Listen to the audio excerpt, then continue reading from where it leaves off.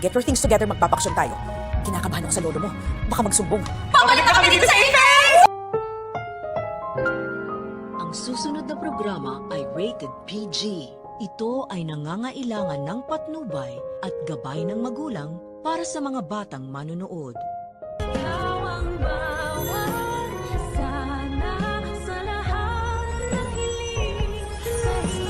Dok Annalyn, paano ba yan? Babalik na sila.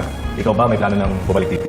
Akalain mo, tinatamaan rin pala ng takot itong si Moira dahil tatawagan niya na ang kanyang anak na si Zoe upang mag-impake na daw ito ng kanyang mga gamit dahil aalis daw sila at magbabakasyon. Balak na nga magtaguan itong impakta matapos niyang marinig ang last will and testament ni Lolo Pepe. Kinakabahan umano daw siya kay Don Joselito once na magising ito at magsumbong ito sa kanyang mga nalalaman patungkol kay Zoe, na kaya nga niya ito tinanggal sa listahan ng kanyang mga pamamanahan dahil sa nalaman niyang hindi niya ito talaga hunay na apo nung ipa-DNA test niya ito.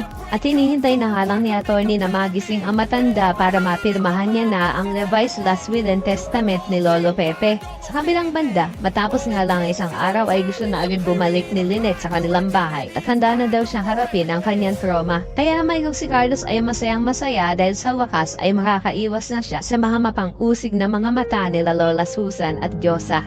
Sa kabilang banda, nang makita naman uli ni Giselle itong si Eric, ay pakikiusapan niya ito na sana naman daw ay makasama niya ang kanyang anak na si Justin kahit isang araw lang. Pero kahit nga mangiyak-iyak na itong si Giselle ay hindi pa rin siya papayagan ni Eric. Sa kabilang banda, may good news naman para kila Nurse Evan at Karen dahil makakabalik na sila sa Apex dahil sa pagpayag niya ni Ma'am Giselle. Kaya naman tuwang-tuwa ang lahat ng kanilang mga katrabaho at isa na nga dito si Luke na sasabihan pa si Annalyn kung kailan din daw ba ito lilipat. Pero sa alit na si Annalyn na sumagot ay si Lyndon ang sasagot na hindi daw babalik ito sa Apex. Tatanungin naman ni Doc Luke kung bakit hindi pwede. Na kung tutuusin ay isa si Annalyn sa mga may-ari ng Apex. Kunyari pa itong si Doc Lyndon. Ang totoo naman talaga ay ayaw niya lang malayo kay Annalyn dahil mamimiss niya ito. Kaya naman kung isa ka rin sa mga nagnanais na sana ay magising na itong si Lolo Pepe nang mapirmahan niya na ang last will and testament, ay pakilike ang video na ito and don't forget to subscribe. Thanks for watching and see you next time. Bye-bye.